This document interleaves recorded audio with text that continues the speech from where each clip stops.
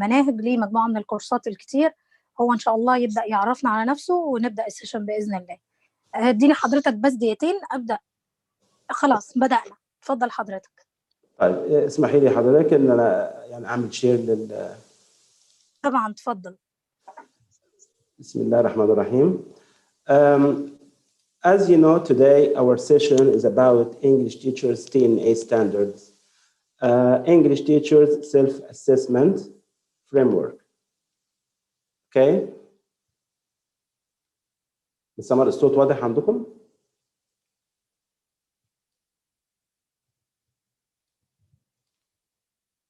الصوت واضح جدا يا دكتور، اتفضل. تمام حضرتك. طبعا في البدايه طبعا انتوا عارفين الموضوع، عندكم فكره بسيطه عنه، ان هو عباره عن TNA اللي هو Training Needs Analysis، هيتعمل للتيتشرز English Teacher Self Assessment Framework. يعني هنعرف تفاصيله حالا من خلال بدايات العرض. طبعا طبعا the trainer اللي هو انا Master and PhD in Curriculum and TEFL Instruction, Cambridge TKT and CELTA certified, IELTS trainer from British Council, speaking examiner, Cambridge exams consultant, Oxford certified academic mentor, digital and online teaching expert. Okay. Our target trainees are novice teachers and experienced teachers, and graduates of faculty of education, arts. Okay. Our agenda today, we have certain points we will talk about in our session today. Training needs analysis or assessment, levels of training, TNA, 4 stages of development, how to make a self-assessment for your needs, 12 elements of English teacher framework, TNA and self-assessment form questionnaire, suggested PD courses for English teachers. These are the topics we will cover in our session. The first, let's read together this saying.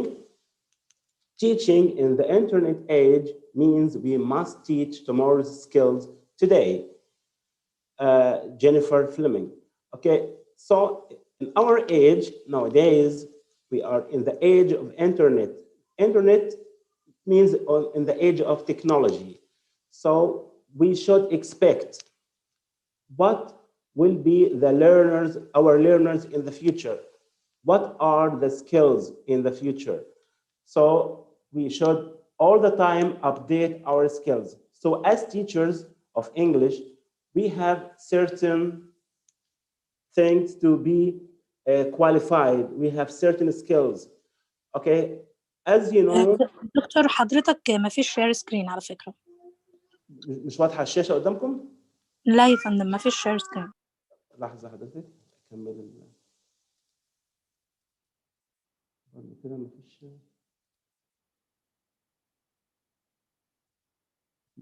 خطأ. طب تاني.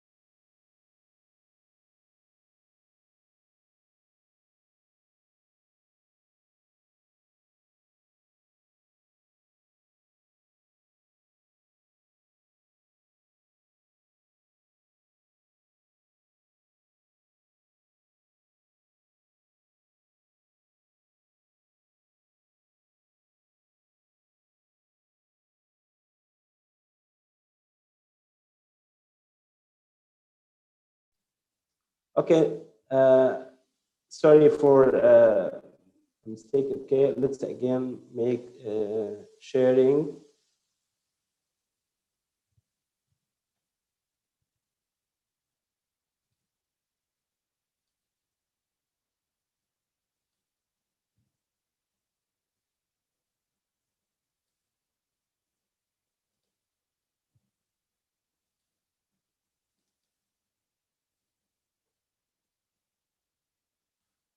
Okay, can you hear me now, please? Can you see the presentation? Yes. Can you see the presentation now?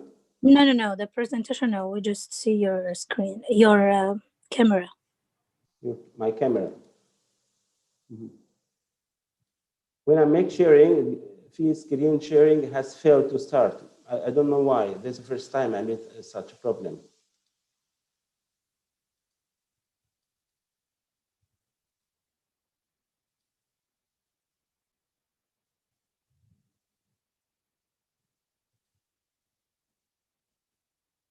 So have you given me the permission to share?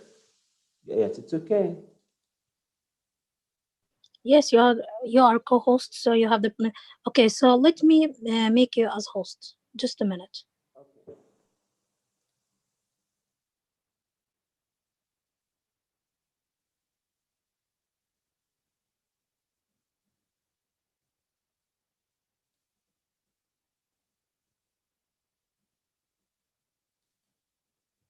The same problem. Screen sharing has failed to start. Please try again later. Doctor, you can send it to me so that I can share it for you from my device.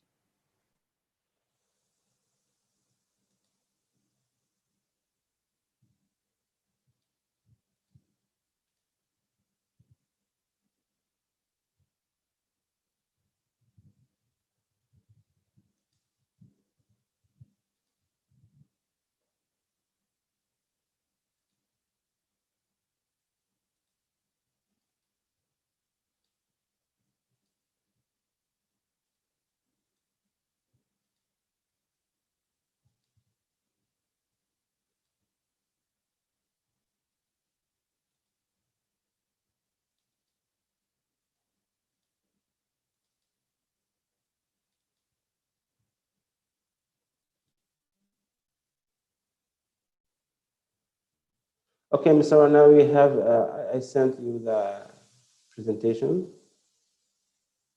No. The presentation is not clear. There is no share screen, but you can complete until you can fix this problem. Or you can send me the presentation. I can share it for you if you want. Yeah, I sent it already to you, but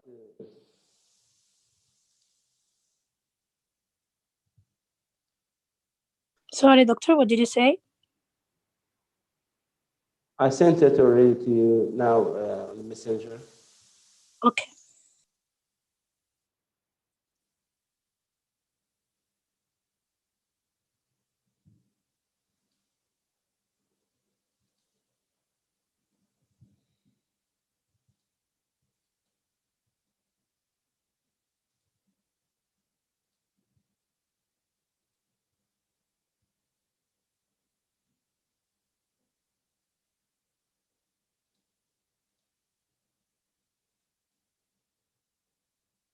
You got it, Mr. Samad?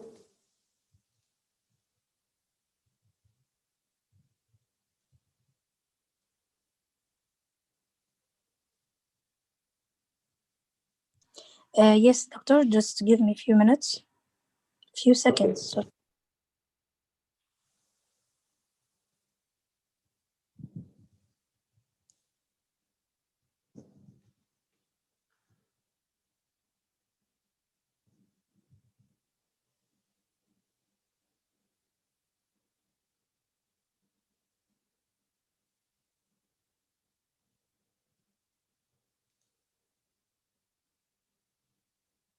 Doctor, can you go on until I share it from my computer, please? Okay, no problem. Okay, and as you know, the standards for teaching or the framework for teaching, as we have for learners, English proficiency, we have framework like CFR, GSE of Pearson. Each level of English has its own can-do statements or its own standards or objectives for A1, A2, B1, B2, and up to C2, okay? Also in teaching, we have framework. We have certain criteria, certain standards. You as teachers, you need to fulfill or to develop your skills to be up to the level you want. We need to make shed light on performance and competence. What is the difference between performance and competence? Do you know? Can you add just words in the chat box? Performance and competence.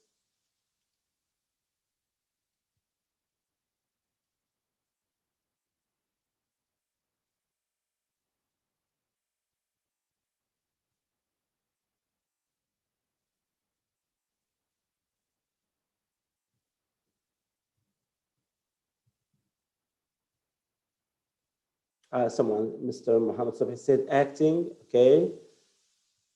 This is for performance, okay.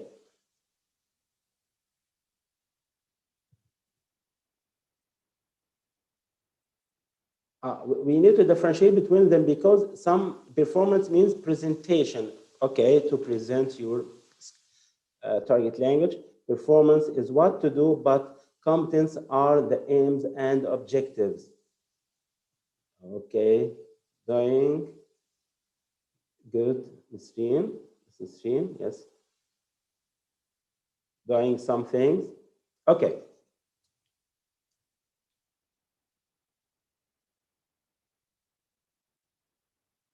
Okay.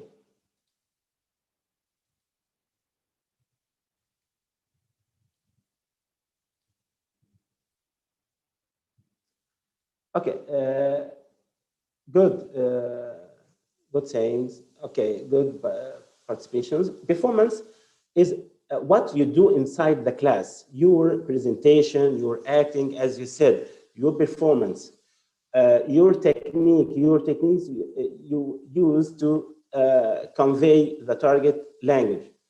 Okay, and the competence is your skills, your knowledge, your attitude. Okay, so performance is not equal to competence, but performance can lead to competence. When you practice more as a teacher, your competence is higher, you are more advanced. So your performance can go from poor to average to good to excellent, so you can develop your performance, okay? And the competence, as I said, has three main components: knowledge, skills, attitude. The knowledge, the what. We say about knowledge, the what information you know. The skills, about how you convey your information to the learners. Okay. And the competence, as I said,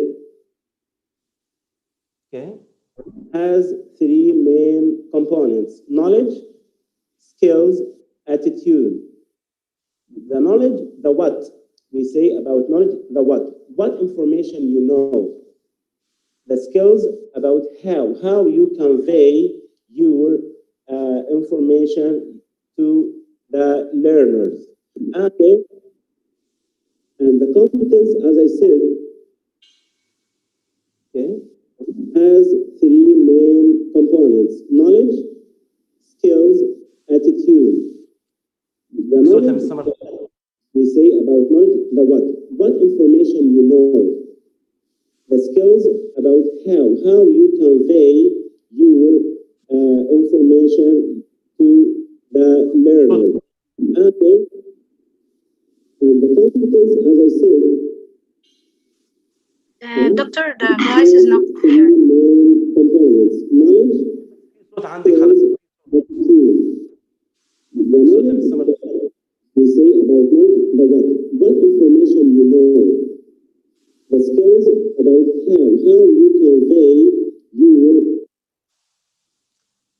حضرتك لو سمحت اقفلي اليوتيوب من عندك لأن الصوت بيطلع هنا، الصوت بيطلع على الزوم.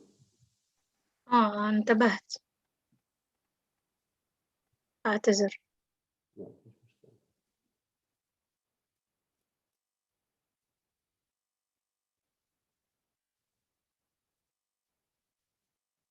حضرتك لو سمحتي احنا دلوقتي في الشريحه اللي هي فيها الكومبتنس،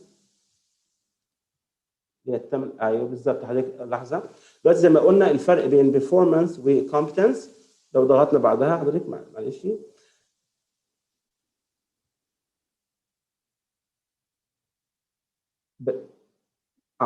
Performance, as we said, performance is not equal to competence, but performance leads to competence. When you practice more, you perform your roles as teacher. Okay, so your competence is more advanced. The next slide, please. So competence has three main components. The next slide, please.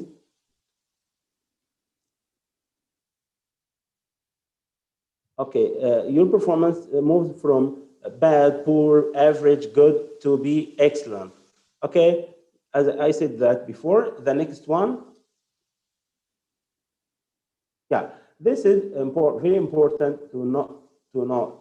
Competence, knowledge, information you know about your language, your subject you teach, your skills in conveying this knowledge. So the techniques, you know how to convey this knowledge to the learners. The third component is attitude. What you want to do, your determination, okay, how to motivate students, your motivation as a teacher. So your attitude is very important. Other educators added something to the competence, which is values, the values you have as a teacher. Okay, the next slide, please.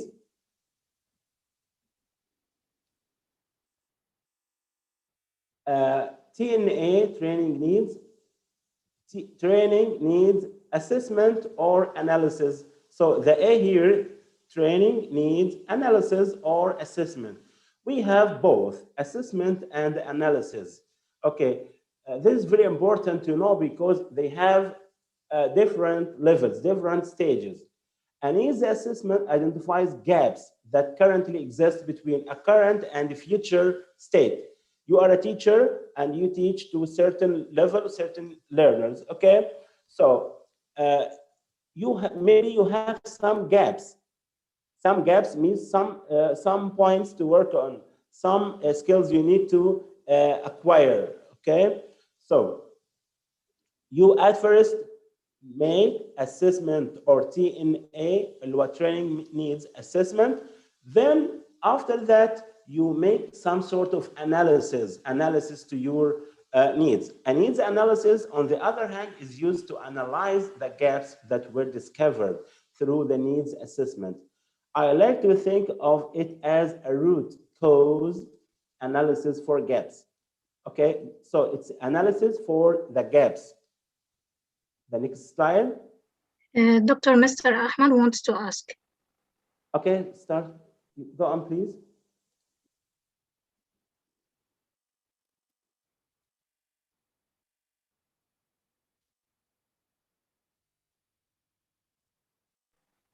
He lowered his hand, so I can't unmute him again. Okay, sorry, doctor, you can complete.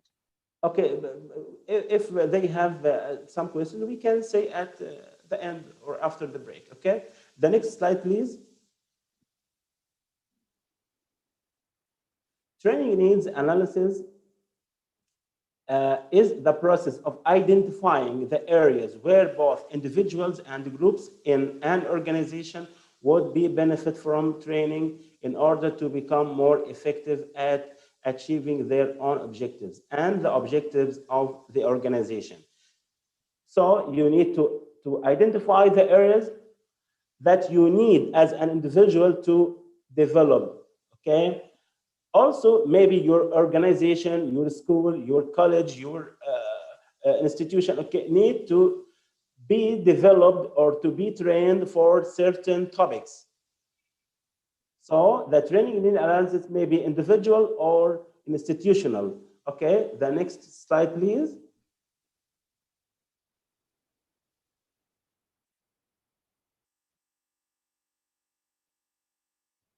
Yeah, the first step in developing a training program is to determine what the organization needs in terms of training. There are 3 levels of training needs assessment. As I said, your organizational assessment, the organization makes assessment for all employees, for teachers. So the next one is your occupational assessment. You are assessed for as your occupation need as a teacher. Okay, so there are a lot of skills, a lot of techniques that occurred the last year, for example. Okay, so you should know them because this is a requirement for your job, for your occupation. Another assessment, which is the individual one, you do for yourself. Okay, the next slide, please.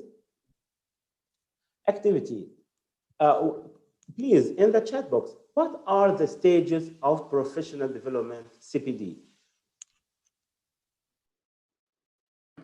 So, when I want to develop my skills, okay, I need to have certain stages. I need to I have certain stages starting from 1, 2, 3, 4. So you can mention, you can type in the chat box, okay? Please.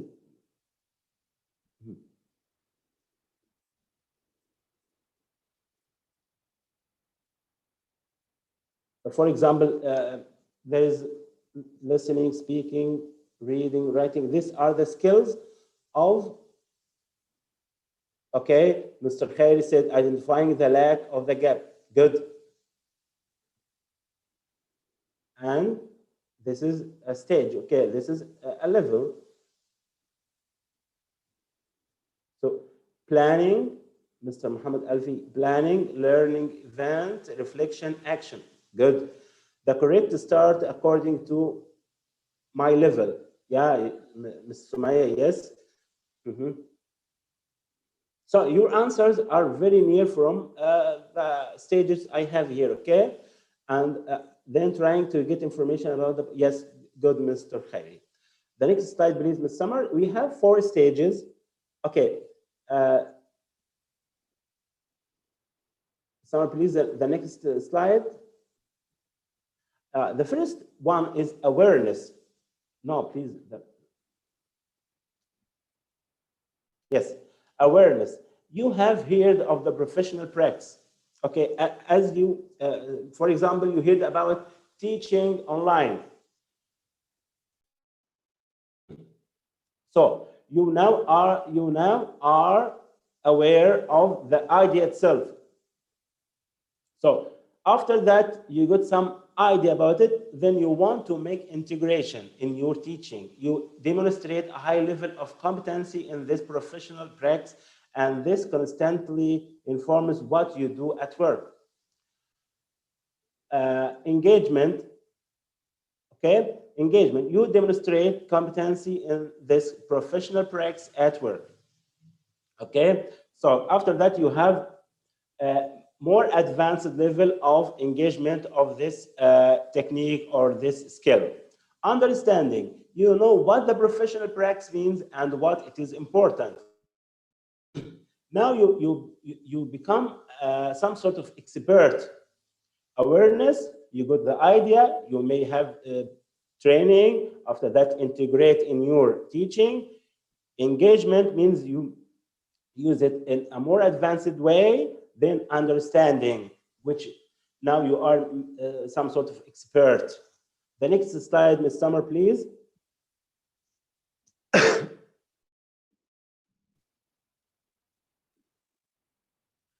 How to make a self-assessment for your needs. Maybe you have official one. Maybe at your school, you have official TNA, which is done by your supervisor, your principal, whatever, okay? Maybe you have observation, okay? As the supervisor gives observation visits or class visits to you, then he writes down some recommendations. These recommendations are part of the recommendations are part of the points to work on. So you need to be trained. Maybe you need to read about. Maybe you need to be trained. Okay, the framework itself. There is a framework for teaching. Okay, Cambridge has its own framework for teaching. Also, British Council. Okay, so you have certain framework starting from from foundation level, developing, professional, expert. Each level has its own standards. Okay, so you measure your level on using this scale. Okay, according to the scale, according to the framework, am I in a foundation level? Am I professional? Am I expert? So it depends on the criteria or the standards, you know. Please again, learners' needs. Okay, you have different learners. Learners are not the same, and they don't learn in the same way. So you need to train to develop your skills according to your learners' needs. Also, we have new trends in ELT, English language teaching, and curricula. Okay, for example, the last maybe 5 or 10 years, we have a new trend in teaching, which is CLIL, which is part added to English language, okay? But it is not a skill, it is a content-based module, okay? This skill needs different techniques, different strategies to convey to the students or to present to students. So you should train yourself or read more to upskill yourself to be up to this level. Self-assessment, the TNA, which I'm trying to convey to you, explaining to you today about how to do your self-assessment. The next slide, please, Ms. Summer. What are the main domains of assessing teachers' performance? Okay. Now we have different domains. When you have a TEFL course, you have different domains, different topics. So what are the main domains, the main topics of assessing teachers' performance?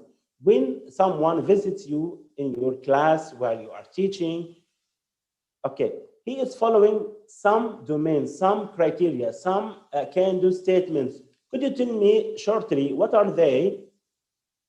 Or some of them, yes, in the chat box, please.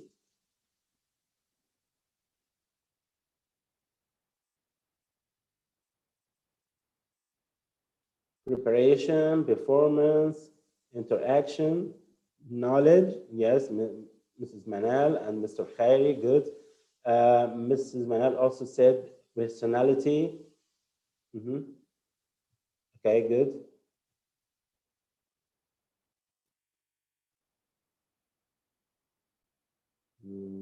Who else can add something? Yeah, Mr. Khairi also said class control. So here, Mr. Khairi is very active. Thank you very much for your participation. Mr. Adam, students engagement, good. Mrs. Manal, thank you very much. Management, qualification, Mrs. Badriya, pupils level, time management, good. Ms. Fatin, yes. Ms. Sumaya, involving students, which is a different word for engagement, yeah. Class environment, Mrs. Nagwa Asad, yeah, academic, personal, class management. Very good. So you now have the topics, okay? And now I have 12 domains, 12 topics to ask yourself, can I do these points? Okay, the next slide, please.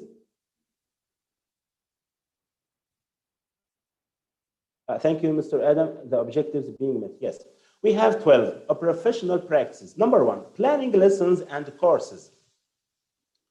Okay, so we will talk about each item in details. Planning lessons and courses, understanding learners. understanding, planning lessons and courses, understanding learners, managing the lesson, knowing the subject, managing resources, assessing learning, integrating ICT technology, taking responsibility for professional development, using inclusive practices, using multilingual approaches, promoting 21st century skills, understanding educational policies and practice. These are we can say the optimal practices, the optimal domains, okay? But as a teacher, you may need to develop the basics of them. Okay, you don't need to develop all of these 12 at one shot, okay? Okay, the next slide, please.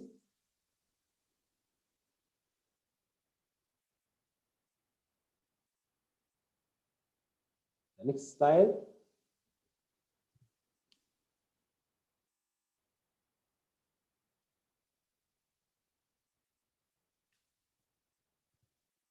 Summer, please, the next slide. Sample, please. Here I have something to, but there is a form I need to show you here, but I can't share it with you. Okay, I sent it. Let me send it to Ms. Summer. Yes, doctor. Okay, هبعت لحضرتك في فورم بس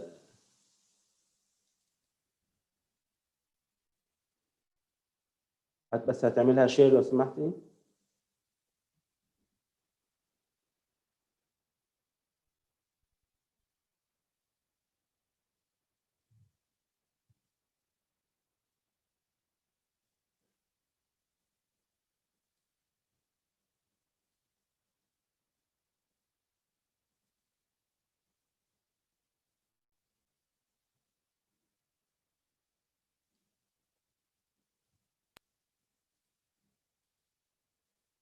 Okay, Ms. Summer, you got it?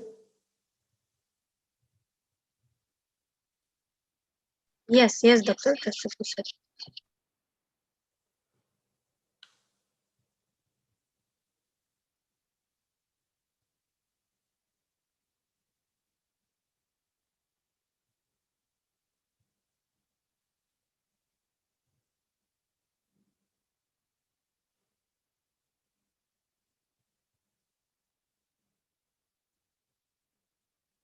Yeah, this is, okay, no problem. This is a real observation form for Mr. Z, for example, okay? I did it before, maybe 2 or 3 years ago. This is a form which has different items and different level of achieving each item. For example, please, please down, please. Lesson plan, yes, stop. Lesson planning and preparation. We have 3 levels, okay? Look, all the aims of the lesson were clear and appropriate in relation to learner needs. The lesson was very well organized with logical staging throughout. Okay, the next one has the same, but had some, please, okay, again, please, again, some appropriate aims in relation to learner. The third point, which is the learner lacks aims that were appropriate. So here the teacher was perfect in this item. The number 2, student-centered learning environment. Okay, did he achieve the student-centeredness? The next, please down, please. So he was, please again, number two, yes. The teacher ensured the learning environment, okay, but he took the level 2 with the teacher sometimes ensured the learning environment was student-centered, okay. So the STT with the teacher was not that, you know, as you know, we have teacher talking time and student talking time. Okay, we should increase the student talking time and listen or make the teacher talking time less. Okay, so he was average. Number 3,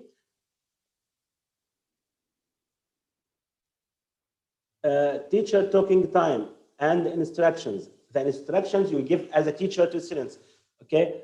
When they are going to answer a task, you give instructions. Are your instructions clear? Okay, the teacher talking time also, it was enough, or it was maybe higher, or you increase it. Okay, so he was average. Number four, rapport, participation, and engagement. Okay, the number five, group and pair work. Number five, Summer. The next one, okay, after growth. Also, he was a average. The students worked in groups and pairs during some stages of the lesson, but not all the lesson. Okay, number six, feedback, correction, and assessment. Okay, do you, as a teacher, do you provide enough feedback or correct feedback for your students? Okay, do you correct them in a good way that that guarantee the learning, that guarantee to help them to be more fluent in the language? Assessment, what assessment tools you use to evaluate or to assess your students? Do you have certain or certain can-do statements for the students? Okay, when someone asks you about a student, do you have a certain tool to give him the feedback or to give him some points about his positive or negative points? Number seven, digital. Digital means here, digital means the IT or technology. Okay, you know that each course in English nowadays has its own iTools. Okay, which we or active learning or active CDs to help the teacher to present the target language interactively. Number eight, differentiation. As you know, you have different learning styles. So did you follow the differentiation? Did you achieve your goals for all students levels or for all students learning styles? Okay, the next one, please.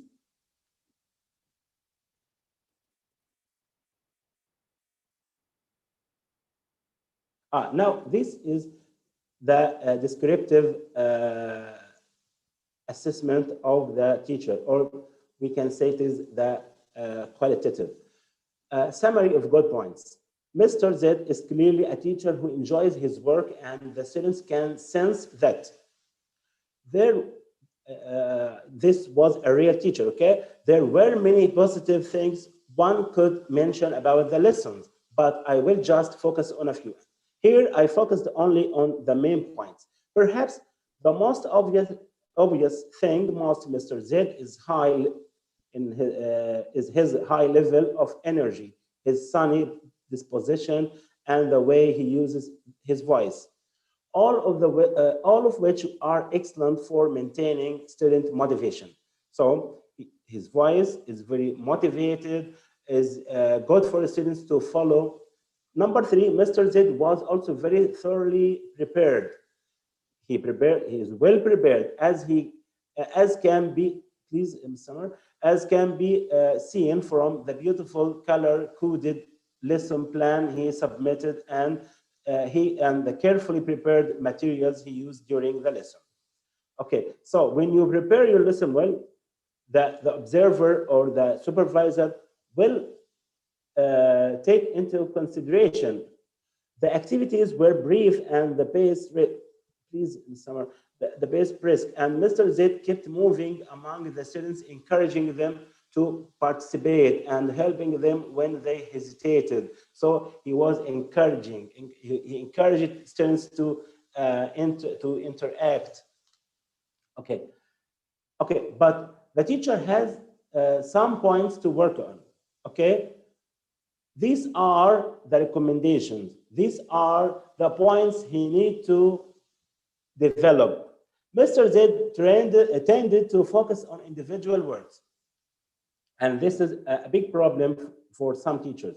They present words individually. As this was a vocabulary lesson, he needed to move from words to collocation and from collocation to sentence.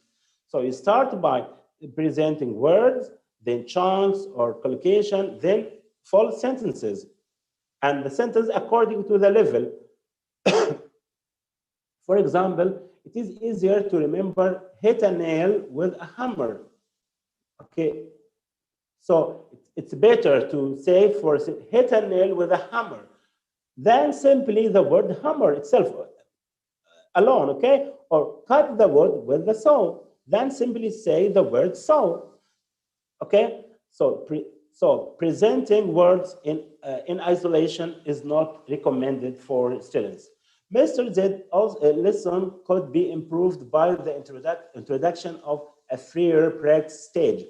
So, you know, we have different levels of practice: controlled, semi-controlled, then free practice. So all kinds of activities would have been possible. So, you can say, Simon says it is a game for primary level. Simon says is one of with the students miming the action when the command, for instance. So here I gave him the area to work on and give him the solution, a prompt of the solution.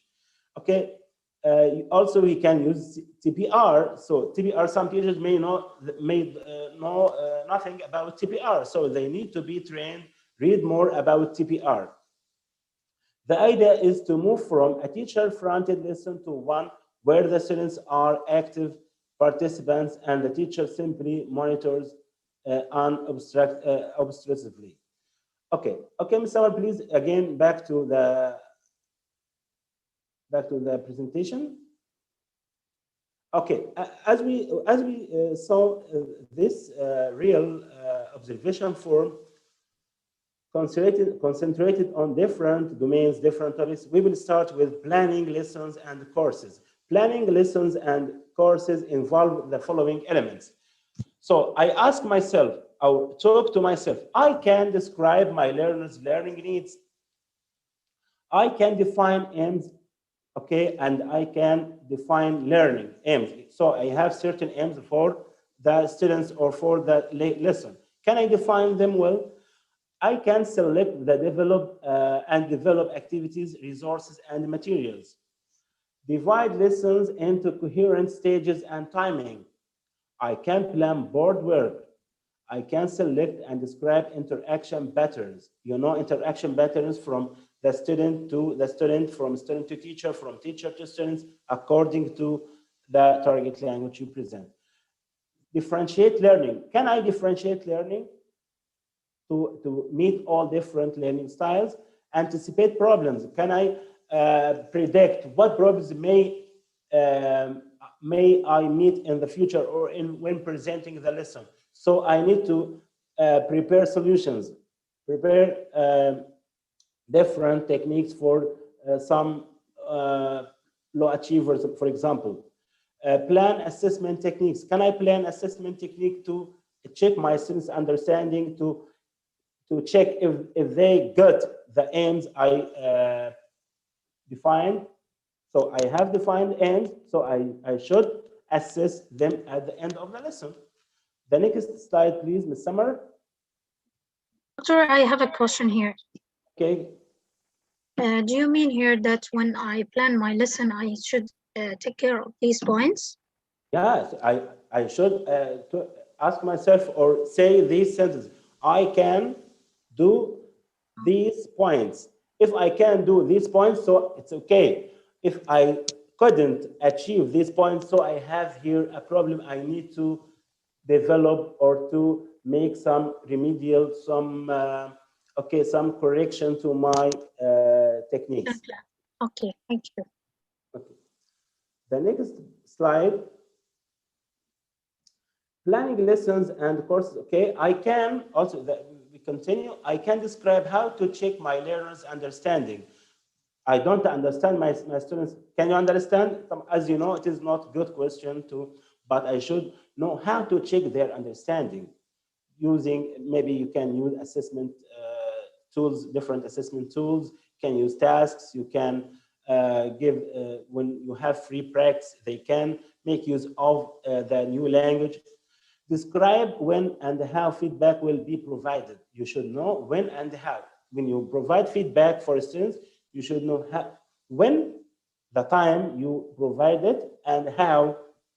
Okay, plan activities that help my learners to develop learning strategies. Okay, you have activities or tasks you prepare for your students. Number 4, reflect on the approach and effectiveness of my lesson planning, incorporating learner. So here you should, after you planned your lesson and described and prepared your objectives and did your assessment, okay, reflect on the approach and effectiveness of my lesson. Is my lesson planning effective? Does it help my students to be better? Okay. Feedback and other evidence. I can feedback. The next point is understanding learners. Okay, number 2, please. The next point is understanding learners.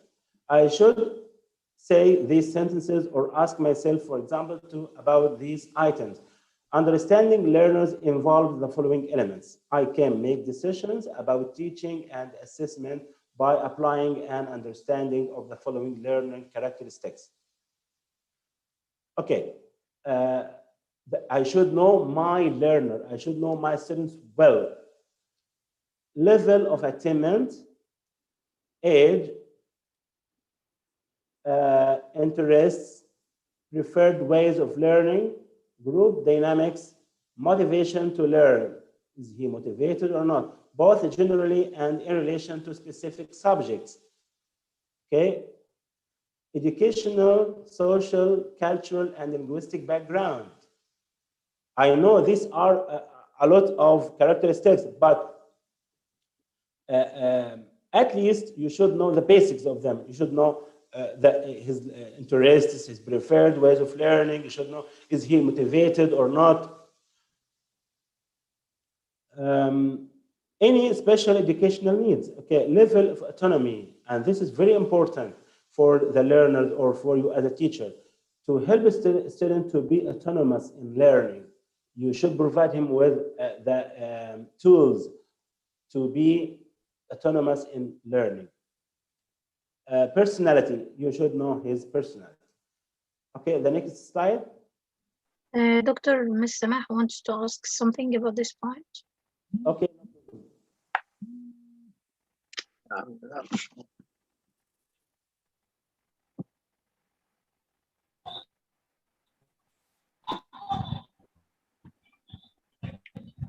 Ms. Samah, تفضلي.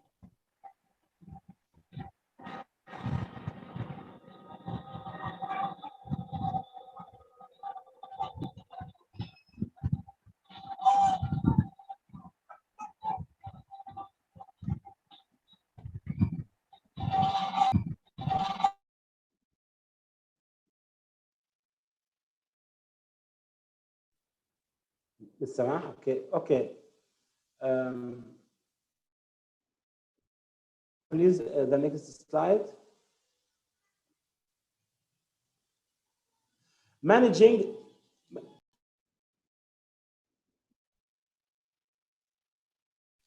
the lesson. How to manage the lesson involves the following elements. I can control the pace and timing of activities. I should make some sort of time allotment for each activity. Signal transition between stages of the lesson. Okay, as you know, that any lesson has different stages. So you should follow this stage without the students observe this transition from stage to another. Adjust the classroom layout to support learning. Okay, you can change the settings or the seating for the class. Respond to unexpected classroom events. Make effective use of resources and equipment. Give instructions effectively. Explain learning aims and content appropriately. check understanding, use language appropriate to my learner's level, make appropriate decisions about which languages are used by the teacher and learners. So here in this level or in this domain, you should manage your class appropriately, whether you are relating to time, to the seating, to the instructions, to the rapport with the students, to checking understanding, to, okay. The next slide, please.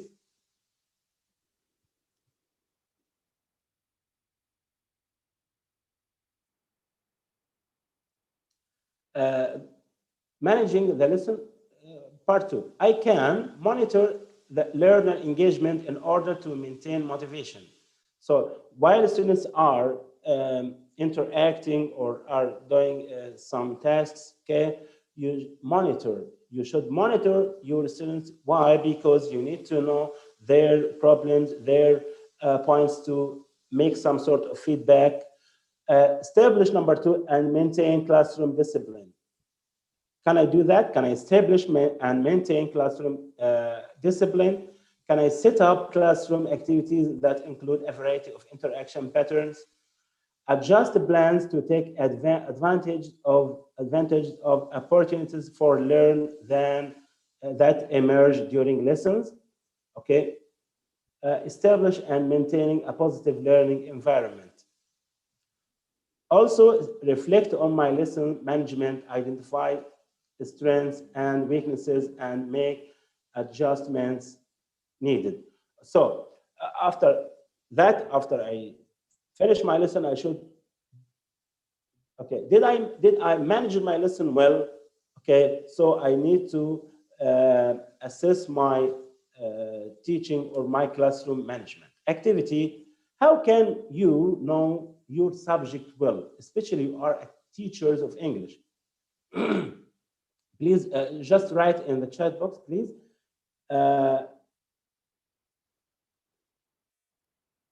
Okay. How can you are English teachers, how can you know your subject well? Your subject, I mean here, your language.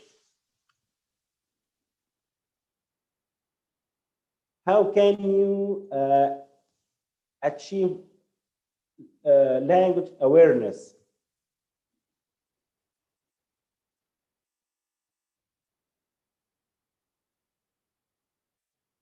Doctor, you mean that we know about the textbook we are teaching to our students?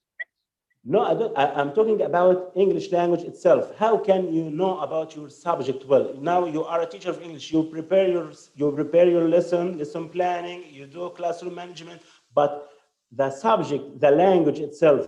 Okay, how can you know your subject well? How can you be aware more of your language, of your subject? I mean, his subject here because we teach English in schools as a subject. Okay. Practice, applying the Mrs. Maha, applying the exercises or practice well. Okay. Okay.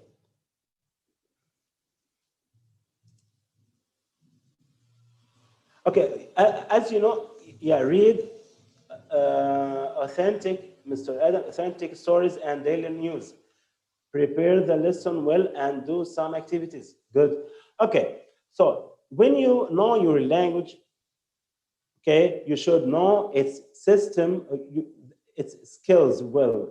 Its skills, for skills well. You should know practice listening, speaking, reading, writing well. You should know the systems of the language, grammar, vocabulary, phonology, pronunciation. You should update, you should upskill, you should upgrade your knowledge and skills of the language itself as a teacher. Because you know, as a teacher, you will convey your knowledge indirectly to the student. So the first module in any TEFL or TESOL course is to the language awareness. At first, I try to upskill, to increase my teacher or my trainees skills and knowledge about language itself. You should be aware of its grammar system. As a teacher, you should know, I don't tell you to study grammar because you studied before, but you know the terminology. Okay, there is grammar for students and grammar for teachers. You should search for books that talk about grammar for teachers, how to teach pronunciation, how to know the phonology of the language of English, okay, to know how to speak, listen, read, and write well. As a because you at first you are a user of the language, then you are a teacher. Okay. The next point is English is a, please press sum up, English is a base skill. Is what? Here is a gap here. It is a skill-based subject because we are teaching language, not a subject that has content like social, like science, like math. No, we are teaching skills. So I don't need to I don't know want the student to say Muhammad went to school.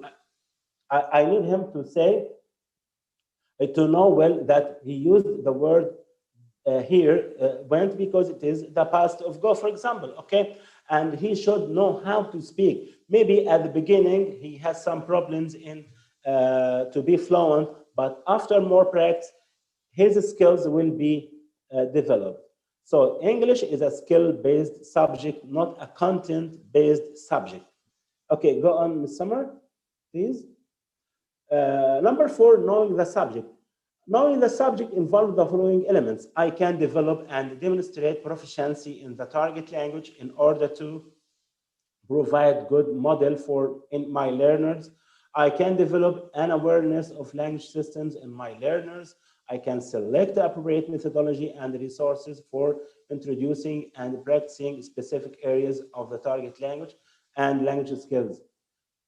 So to know that, to be more proficient in language, so it is a must for you as a teacher. The next slide, please.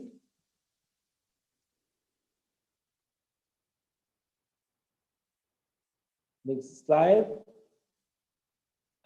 Okay, these are the areas of interest: grammar, legs, phonology, speaking, listening, reading, writing, register. Register is the function of language. You are talking formally or informally or neutral. The register means the function, language functions. Genre, okay, we have different genres in English. Maybe you are when you learn English for a specific purpose. For example, you know English for terminology of engineering, of medicine, or writing, academic writing genre. Okay, writing reports, medical reports, for example. Communication strategies. Okay, how to communicate well as a teacher. Learning strategies. You should study well the learning strategies of the learners. Varieties and standards of English. Contrastive analysis with other languages. If you have, I think this is not important for you, but you should know how to contrast between other languages, especially when you contrast between Arabic and English. I can show an awareness of the range of reference materials relevant to the subject and using these to support teaching and learning. I can show awareness, please, you have the word awareness all the time, awareness of theories of language acquisition and how these relate to specific teaching contexts. I can show reflect on my strength and weaknesses in relation to my subject knowledge and its application. So here, metacognition, language awareness, you should know well about your language, language learning, so how your students learn language, language teaching, how to teach language. This is language awareness. In briefly, we have language, language learning, language teaching. Okay? The next domain, please, Ms. Summer.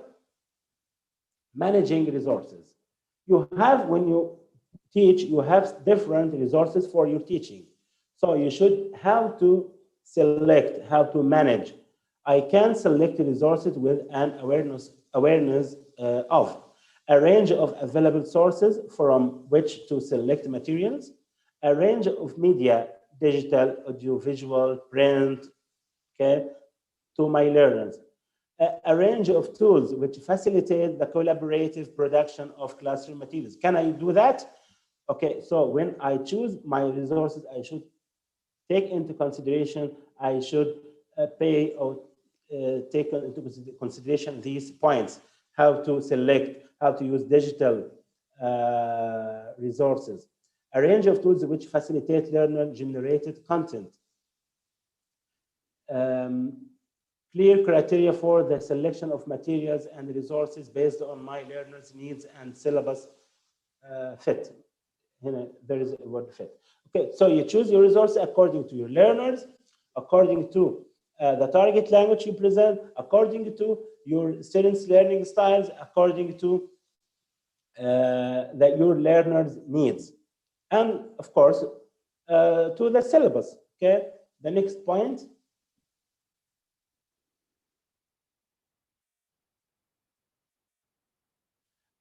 I can develop and adapt materials and resources which are professional, attractive, and accessible and fit my learners' needs and target language. So when you develop a material, maybe presentation, PDF, activities, okay, you choose or develop something which is attractive and accessible. It is accessible easily by your learners. I can use materials effectively in the classroom with appropriate pedagogical strategies. Okay, so I utilize my pedagogical strategies to my material. Okay, make effective use of stationary equipment and technology to support learning. Okay, so your resources, you have technology resources, technological resources, like maybe you have the data show, the smart board, the mobile apps, whatever. Evaluate the effectiveness of the materials resources I use. You should evaluate. I used, for example, an application for quizzes with my students. Was it effective or not? Okay. Do all resources I use with my students were effective or achieved my objectives? Reflect on my approach to developing and managing materials and resources to meet learner outcomes.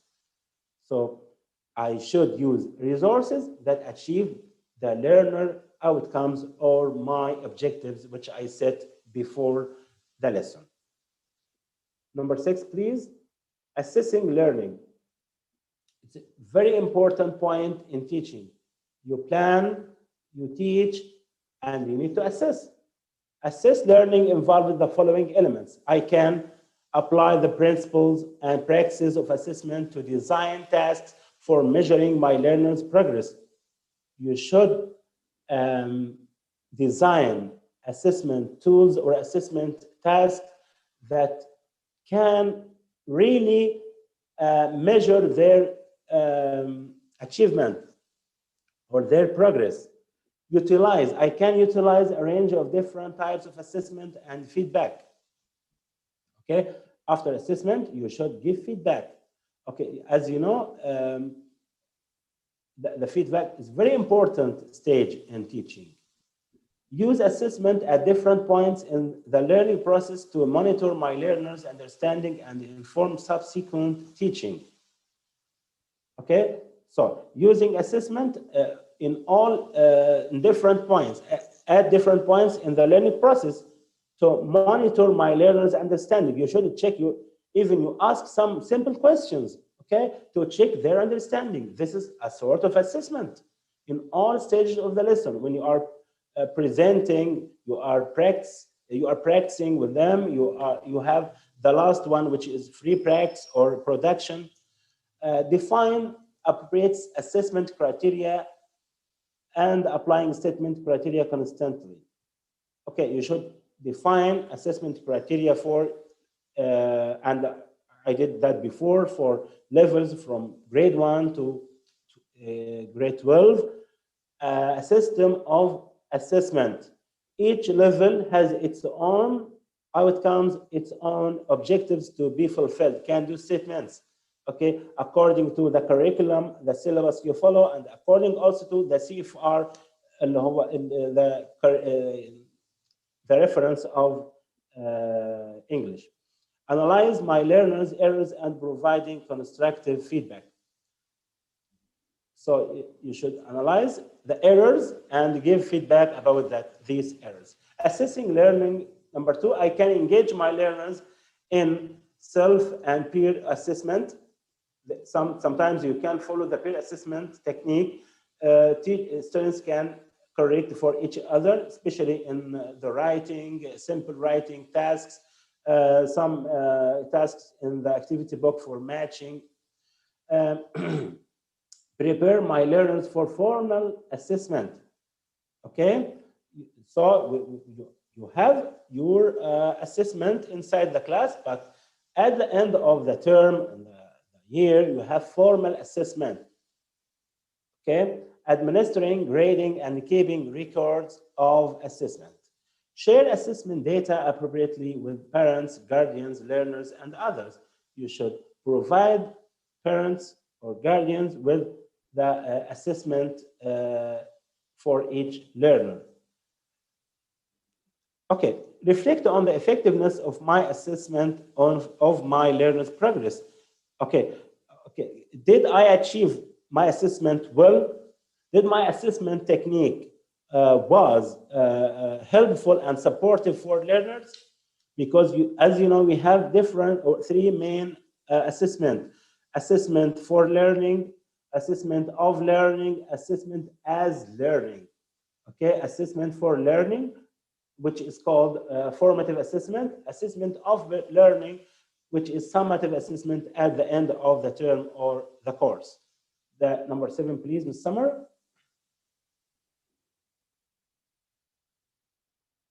Integrating ICT involves the following elements. I can develop effective strategies for locating appropriate digital content, follow guidelines for e-safety, evaluate the potential effectiveness and appropriacy of digital content, tools and platforms for achieving desired learning outcomes. So here you select the best technology that help you present your lesson, which is safe for your students. Use technology in the production of teaching and learning materials. Can I use the technology well?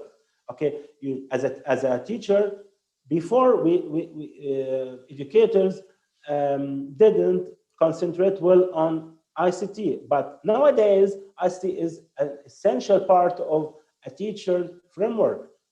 Okay, setting up activities that support that support learning by exploiting appropriate digital content, tools, and platforms.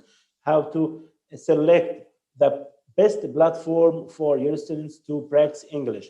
For example, using a website, good website for them to practice English well, practice listening, for example. The best app for them to practice English on their mobile, like Oxford Listening program. Develop effective strategies for resolving potential technical issues. You should know how to manage some technical issues when you are using the technology. The next one, please. Like we did now, Dr. Saf. Yeah. We got a solution. Yeah. Integrating ICT, I can use technology for administrative tasks.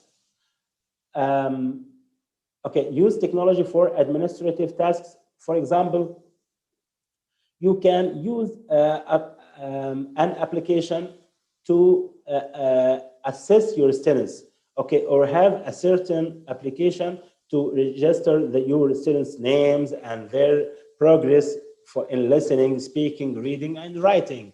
Okay, or you can register their absence. Okay, so you can use technology for some administrative tasks.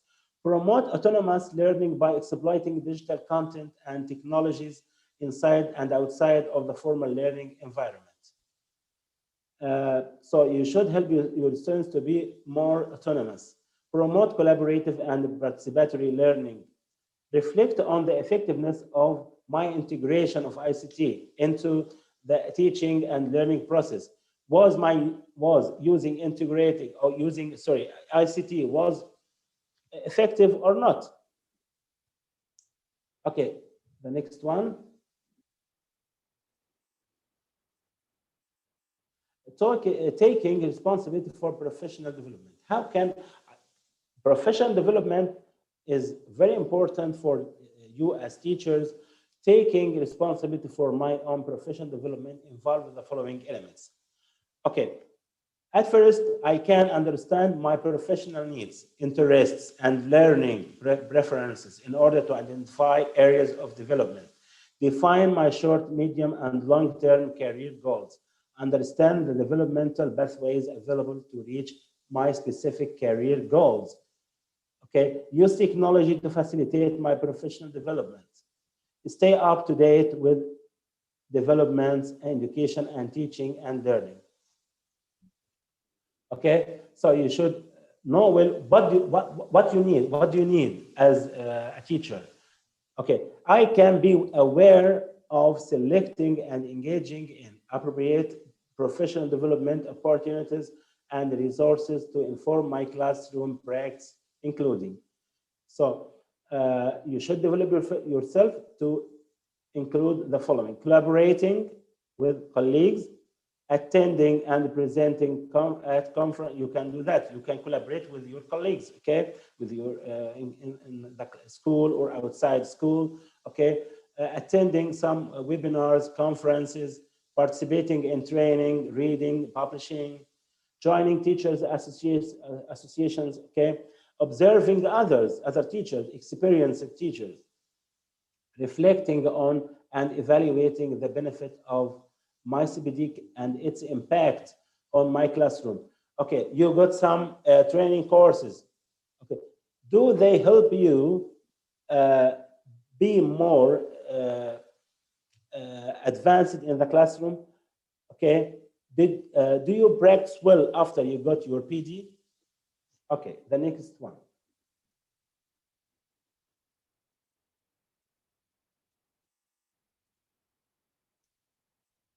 Here is a picture of professional growth and effective practice.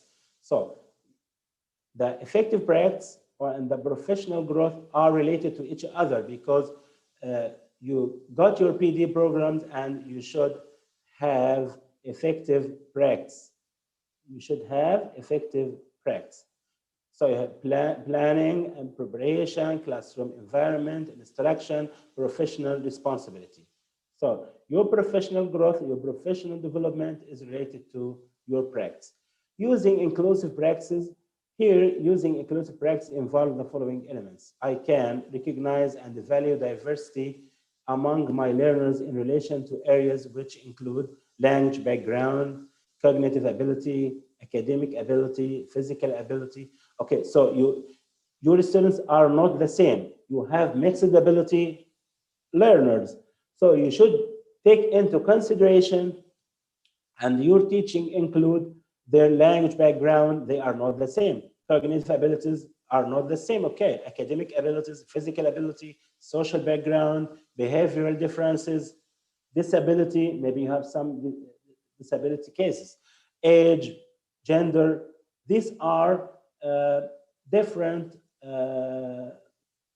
Different circumstances or different conditions inside the class. The next point, using inclusive practice. Also, I can use pedagogical strategies that encourage inclusive education within a supportive learning environment. So I should select the best pedagogy or best methodology that help me include all my learners. I can support my learners in identifying, addressing, and assessing realistic individual learning goals based on reasonable adjustment. So you should support all your learners to achieve the goals you prepared using multilingual approaches. Using multilingual approaches involve the following elements. I can recognize and value the multilingual nature of societies, schools, and classrooms. Use pedagogical strategies that encourage inclusive education within a supportive multilingual learning environment. Be aware of beliefs about speakers of other languages. You are teaching to, maybe you are not teaching in your country, in another country. So you should take into consideration their language, their social background, their customs, their habits. Assess individual learners in a manner that takes their linguistic background into account. Okay.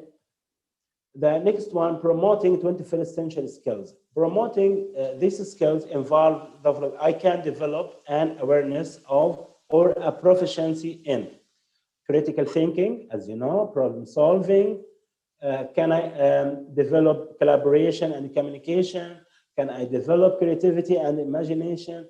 Can I develop citizenship? Can I develop digital literacy?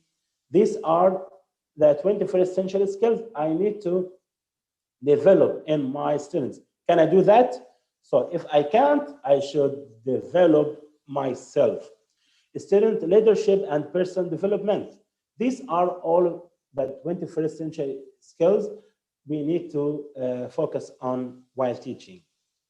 The next. Also, I can select appropriate methodologies and resources for introducing, developing, and evaluating my learners' skills in the above areas, as we said. I can demonstrate the value and the importance of the 21st century skills to and for my learners. I can reflect on my strengths and weaknesses in relation to my own proficiency. Okay, so I should know well these skills to help my students acquire them, to help my students practice them. Okay, if I don't know them, I should develop myself. Understanding educational policies and practice. Understanding educational policies and practice involve the following elements. Locating up-to-date and relevant information about national, regional, and institutional education policies. You should know well the policies of the school, the institution, of the ministry. Okay, please, the previous one. Locating up-to-date and relevant information about international, national, regional, and institutional education practice. When you are teaching in an international place, you should also follow the policies and the restrictions. Okay, the next one. Employing professional and pedagogical practices that are consistent with applicable policies related to areas including the goals of education. When you are teaching, so you should pay attention to the goals of education, online and digital learning, learning empowerment, flipped classroom.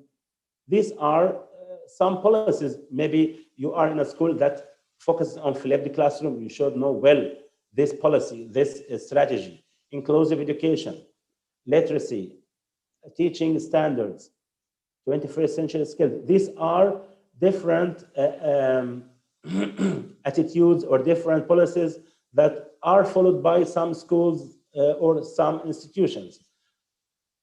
Okay, the next one. This is just a cycle, a CPD cycle. You should know where are you now, your level or your skills. You should set an objective, then implement changes. You have some changes, you should implement them in your teaching. You should measure and evaluate the effects of your implementation, and then reflect and consider. Okay, then after that, you start again with another skill. So the CPD is a cycle, it's non-stop. All the time you have continuous professional development. Okay. These are, okay. As I told you, or there is a form or questionnaire to evaluate your skills. The link will be provided by Ms. Sarah about this questionnaire or this training needs assessment. Yes, I will put it in the chat box now. Oh, okay. you should evaluate yourself if you meet these standards. You have 9 domains. You have planning lessons, managing the lesson, assessing learning, knowing the subject, managing resources, integrating ICT, understanding learners, promoting 21st century skills, using inclusive practices. Okay, the next one. Doctor, would you like me to put the questionnaire now? Yes, it's okay now for them to do. And I'll tell them now some points in this questionnaire to help them use it well. Okay, the next slide, please. Okay. For example, the assessment questionnaire will, in each item, you will have these 5 options. Okay? When you read the statement or the sentence, when you read it, you decide the statement is not clear for you. The statement is clear, but I'm not quite how to do this. I can do this, but not very effectively. I can do this quite well. I can do this very well. So when you have A or B, you then have a problem. Okay, you need to upskill yourself to develop yourself. Now, number C, maybe you need to read more about this topic because you can't implement it well. Okay, we will take now a sample, please. Next slide.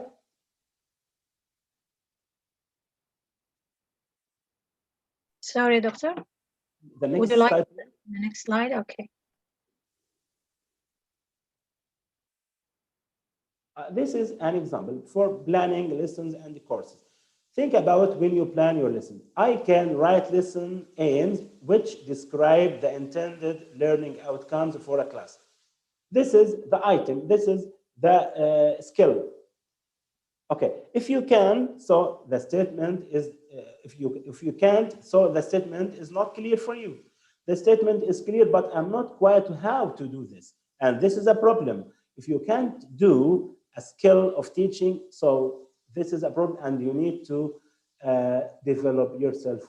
I can do this, but not very effectively. I can do this quite well. I can do this very well. So you select according to your practice, your skills, okay? There is another example, please. Here also managing the lesson. I can describe how I can give explanation that the learners are able to understand. Okay, so you choose or select the answer that fits you, or you feel you have this option or this answer. I can give explanation that the learners are able to understand. Can I do that? Can I do that well? I need to be more developed. Okay, the next one. These are the suggested courses for you as teacher. When you decide and define your needs as a teacher, and you need to develop yourself. If you are a fresh graduate, if you are novice teacher, if you are less experienced, even you are experienced, you should know that you have TEFL terminology. This is a course. It is about 10 hours. You should prepare yourself to get the TKT of Cambridge, TKT certificates.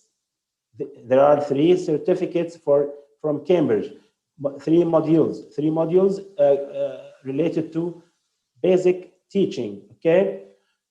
TEFL intro course, when you prepare yourself to get a TEFL course or a CELTA, you need to prepare yourself by studying an intro course for TEFL. Or you can go TEFL course, full course, 120 hours. This is the minimum of TEFL courses in the world, 120 hours. TESOL or CELTA content course or CELTA official, it's also 120 hours.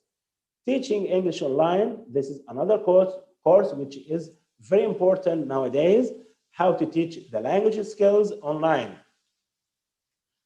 Teaching IELTS, how to teach IELTS for IELTS, the teachers who want to teach IELTS. Teaching business English, how to teach business English. CLIL, and this is very important for teachers of English and other teachers of subjects like social science, math, art, IT. Okay, you should know what is CLIL and how to practice it, how to present a content for students. These are the courses which I suggest for you, and these courses are available. If you want, you can click to my Step into TEFL page community, and you can see these, you get more information about each course. The next slide, please. Okay. Doctor, before moving on to the slide, about teaching IELTS, should we, before we teach IELTS to students or to teach other teachers, should we be level C2 before we go to this teaching IELTS? And according to Cambridge levels, Cambridge standards, when you are a teacher or examiner for a certain skill, okay, you should be a level above this exam. Okay, for example, you are teaching IELTS for a learner who wants to get band 7. Okay, you can teach him if you are the same level. Okay, you should be at least 7.5 or 8, band 8, for example. Okay, so you should develop your language proficiency first before you teach IELTS, because IELTS has a lot of scientific words, especially for the academic module. Okay, now you got the link for the questionnaire. You can. Yes, I in the chat box. Now you can click the link and follow it and write down your information, your data, and select. And after that, I'll get your response. I'll get your responses, your submissions on my email, and I can help you if you need anything later about these courses. You can log into my Step into TEFL community page, okay, and I can help you and support you with anything you need. Doctor, I asked about teaching IELTS because I see some people, they want to take the certificate to teach IELTS and they don't take the exam itself before that. Do you understand? Yes, I know. But when you are taking this certificate from a recognized institution like British Council or IDP, they want to give you this certificate without examining you. I got it from British Council in KSA to be a TEFL trainer, okay? So yes. It wasn't easy to get it, okay? There is an interview before doing that. But now, as you know, there are some online platforms that provide certificates. Yes.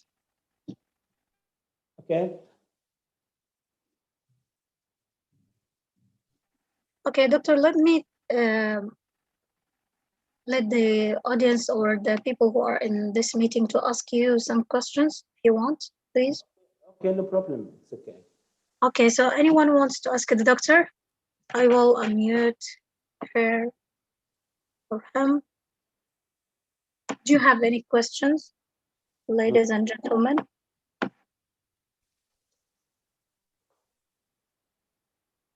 I think everything is clear.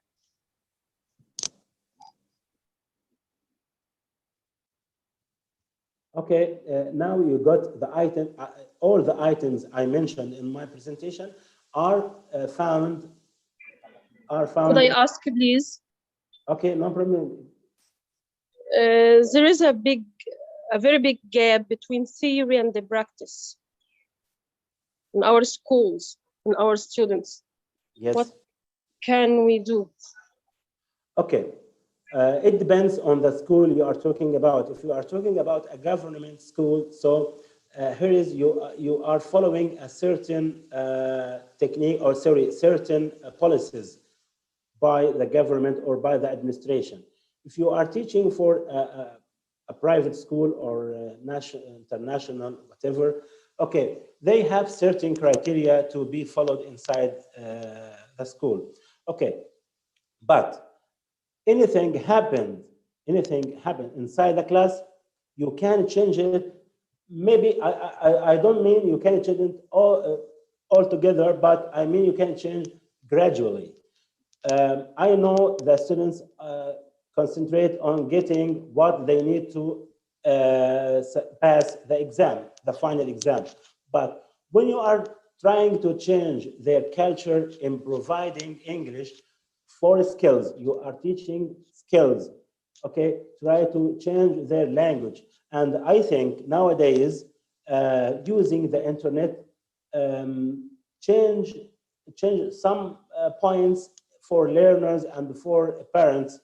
They now learn well that teaching English is not for exams, because after they finish school, they go to get courses. So why they get courses and they can have everything inside the class in schools? So I know it's not easy for you to change the culture, but start practicing teaching, concentrating on skills. Try to help students to talk fluently inside the class. Okay, they need some grammar, some vocabulary to pass the exam. This is not a problem, but when they need to acquire language or to practice language, you can change their culture gradually. Try to gamify, make some sort of gamification in your teaching. You know, gamification to make some competitions, to some tasks that are not usual, that are not regular for them. Okay, this is, I know it is not easy for you, but it needs some graduality to achieve. And Dr. Parents, they want their kids to be native speakers, and after finishing the school, they go to courses, and inside the class, they only want the exam. I don't know why. So they want to learn from native speakers, you said? No. They want their kids to be like native speakers. Yeah. And they, after finishing the school year, they take their students or their kids to courses, and in the school year or in the full year, in the older year, they only want their kids to get full mark in the exam. They don't care about pronouncing well or being good in reading and writing, speaking. They only want the exam. Okay. You know, this problem is not because of the parents or you as a teacher. The problem is the assessment criteria the school employ.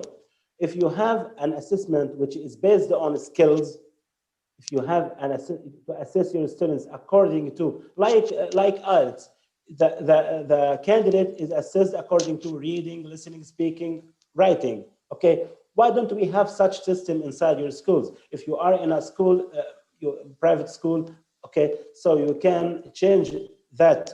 But I know in government school you can't change this assessment criteria. But at least you can follow your own assessment criteria before assessing them formally. Okay, so try to make some sort of, as I said before, to help your students concentrate on fluency. Don't concentrate at the beginning on accuracy of their language, and try to convince them that exams is not that difficult thing to be afraid of or to be frightened from. No, they try to support them well using the language, and exams are not difficult. Okay, Mr. Mohsen, Mansi has a question. Yes, Mr. Yes, please, Doctor. I have just a little question about the stages of development. Number 2 is integration, and number 3 is engagement. So can you please explain to me? Integration, you now are aware of the skill. For example, you flip the classroom. Okay, the idea, and now you can integrate it in your teaching. While you are teaching, for example, writing, you integrate it. You present writing using flipped learning or flipped classroom. After that, the engagement. You are now in the stage that you are using it more and more. You are engaged, your students, your learners, and you yourself use it more and more time. Okay, so the beginning of integration, it is just a beginning, the beginning of using this technique. After that, you have the full engagement of this technique. Very much the integration. How do you to use the writing? What did you say? I didn't understand it. Integration. When I like to explain writing, what can I do? Okay, I talked about flipped classroom. When you are using, for example, flipped classroom to develop writing skills. Okay, so you know well how to practice or how to employ flipped classroom.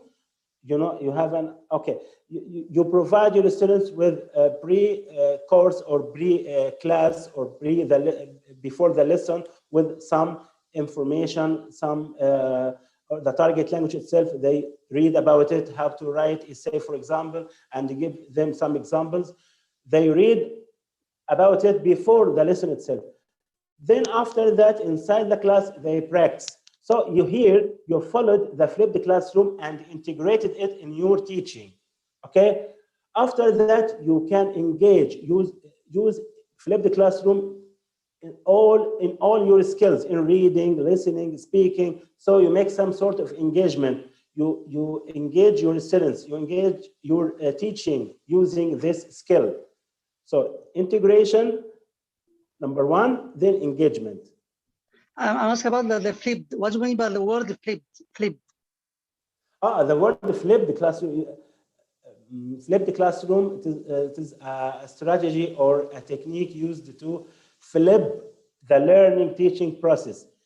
As you know, regularly you give your students inside the class the target language. You present them the language, the vocabulary, the grammar, okay, inside the class. Then you give them tasks outside the class.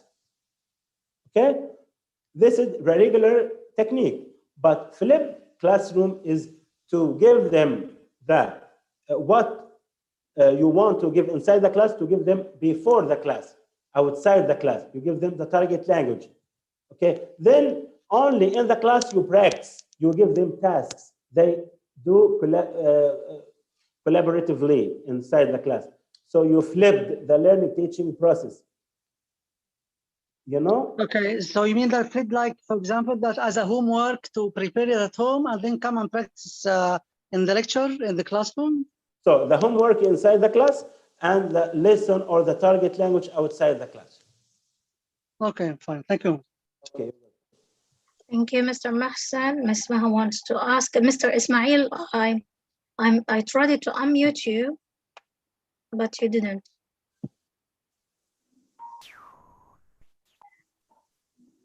Ms. Maha? Yes, okay. Good evening, Mr. Mar and Dr. Ahmed. Thank you so much about this session. Really, this session is so beneficial and amazing. So I wanna ask Dr. Ahmed. Really, I wanna take all of them of these courses, but I face some problem because when I make placement tests, my level is at beginning of B2. So I know you can anybody make this make the IELTS. So you know you can when I make the test of IELTS band 4 or band 9, maybe when at the beginning of level B2. Which advice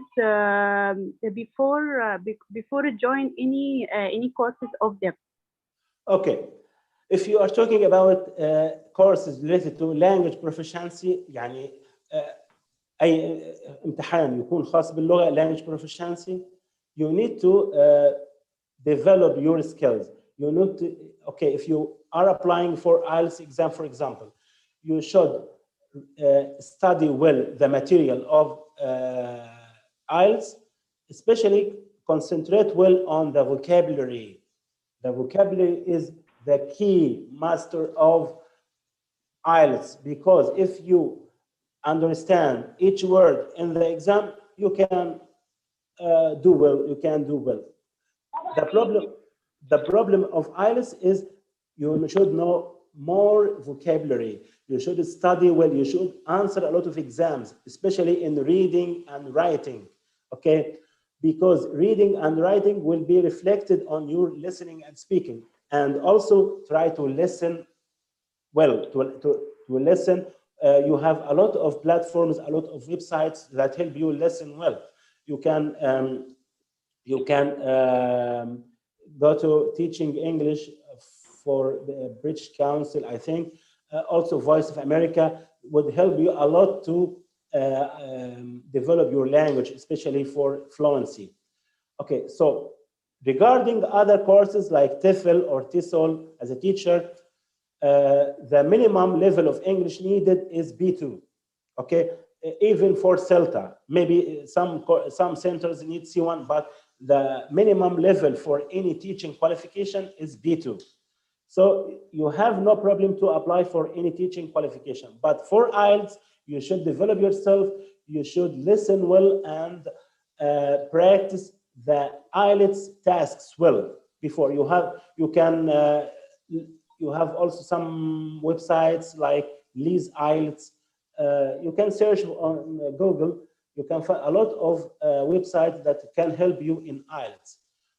Also, there is a platform which is Future Learn. Future Learn, it is something like Coursera, like other platforms. Okay, this Future Learn has a lot of courses related to IELTS. It will help you to manage the 4 skills of IELTS. Thank you, Dr. Ahmed. But what about the course of conversation? This is course. Can I improve myself about of skill or 4 skills? Listening, reading, speaking. The course of conversation or what? The course of conversation is very important because it will help you as a teacher to talk with your learners. It will help you a lot to use language authentically. You know, يعني تتكلم اللغة بطلاقة زي ما بتكلم أهلها اللي هم native speakers. The conversation is very important for you and for any English learner. Okay, but you should, when you have a conversation course, you shouldn't depend on material, on reading, or no. You should listen well. You are provided with listening audio, listening videos, okay? And you make some sort of shadowing. You know shadowing? Shadowing, yeah. When you listen to imitation, but it is not imitation after when I say I can play football, okay? You don't say after the sentence ends. No, when I start saying I can play football, you say in the real time, you say with me. Okay, this is shadowing. Shadowing is very important, and it is used by interpreters to train them to listen and speak well, speak fast. Okay. Yes, there are difference between shadowing and imitation. Imitation at the end of the sound, but shadowing at the same time. Yes, in the real time. Yes. You are listening to a native speaker, and you are saying at the same time with him. So, do you have any app or any any program about shadowing because I wanna download it. Download, please. Okay, I'll provide Ms. Summer with some channels on YouTube that are using shadowing. Also, when you, if you search the Google Play on your mobile, just type in Google Play shadowing English. You will have a lot of shadowing programs, shadowing applications, because this shadowing is very familiar, is very popular in some countries like Japan, like Iran, like some, you know, the Asian countries. Yes, okay. Thank you, Dr. Ahmed. Thank you so much. You are welcome. You are welcome. Thank you, Dr. Ahmed. There is Mr. Ahmed, Mr. Ismail, also Ms. Badriya. On can talk. I don't know why they can't talk because I already unmuted them.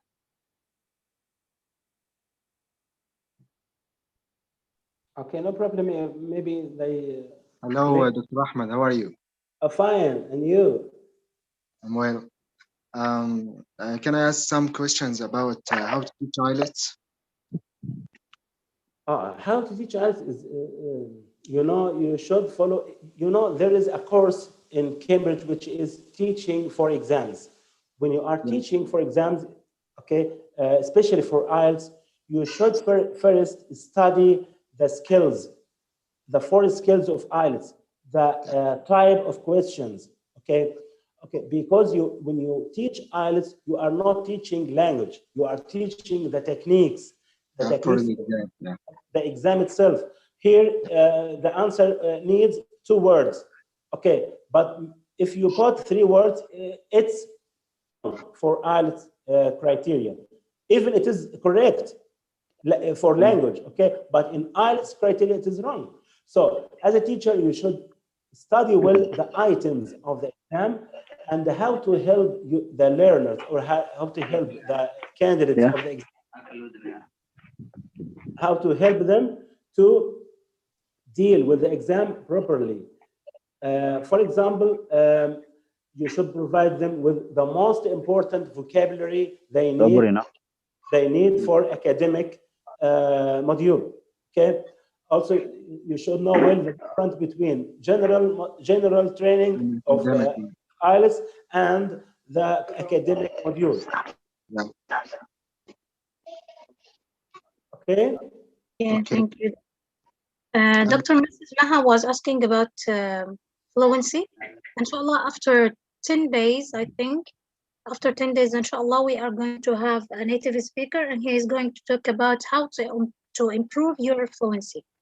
Inshallah. Okay, I told you the first step to do to increase or to develop your fluency. Yes. Shadowing is very important, and I know well about this technique because it was my PhD project. No, I'm just telling. I'm just marketing for this session. Sorry. Oh, no problem. Yeah, but if he is a native speaker, he would give you more technique. Do you think, Doctor, 24 hours for how to teach IELTS is enough? So make sure that you will some like sufficient for teaching IELTS? Here, 24 hours for you as a teacher to teach IELTS, okay? Yeah, as a training. Yeah, as a training for you as a teacher. Not to, when I teach for students or for learners, it is different. It depends according to their level of English and their level or their required level, the band required. Yeah. For example, when someone needs band 7.5, okay, it needs a lot of time to achieve that. But as a teacher, you are already a teacher and you have teaching skills, okay? But teaching IELTS for you is not that difficult. It is, you know the methodology well, but you need to, I need to concentrate to help you to focus on certain techniques, certain items of the exam, how to help the learner to pass this skill. Okay. Okay, but most of courses is like 30 hours or 35 hours for teaching IELTS. Do you think it's enough for the students to make sure that he can get a band score what he wants? Okay. Before, now I'm talking about learners, about students. When students, at first I give them a placement test, I know well their level. Okay. After that, I decide how many hours they need, because you can't teach all students in the same way or in the same time allotment. Okay, so when you have for example a learner that B2 plus, for example, so you don't need a lot of time to help him to pass to get band 7 or band 7.5. Okay, you only teach him the techniques, and the techniques doesn't need more than 24 hours. Okay, but when you teach language plus the techniques, you need 40, 50 hours. Okay, because you are teaching language and teaching IELTS techniques.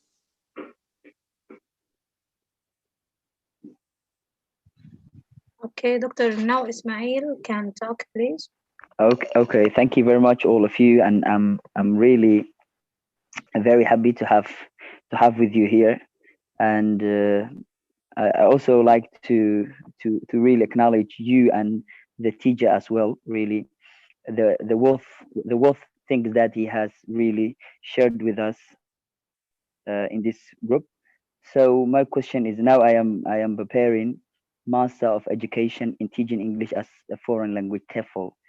So, and I've only started recently, but I didn't so far started the course, the subject, but I hope that this Friday will be starting the first class or the first session. So is it really, when it comes for education, for in that TEFL, so what are the main things which I need to concentrate on? Okay, any course of TEFL or TESOL, they are the same nearly. Okay, you should prepare yourself before the course to read in some resources like Learning Teaching for Scrivener. Okay, this is a good book for you as a learner or as a TEFL student. Okay, also you need to revise well the glossary of Take It from Camel. It has a certain glossary of the terminology of TEFL.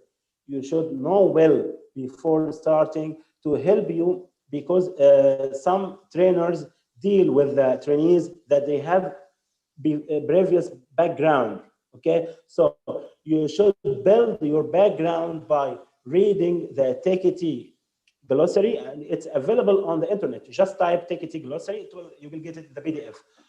Also, Take It glossary. I wrote it in the Okay. Badriya? Yes. Assalamu alaikum. Take It glossary. Okay, so it will be helpful for you, and how to teach English. Also, there's a book how to teach listening. There are a lot of books for Scrivener. Okay, and also for Penny Or. Penny Or also has a lot of books. Penny Or. How it spells? How it spells? Please. I typed it in the chat box. Penny Or, and also Take It glossary.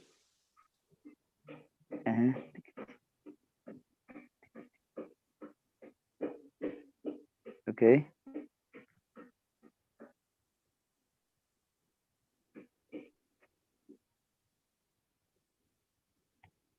All right.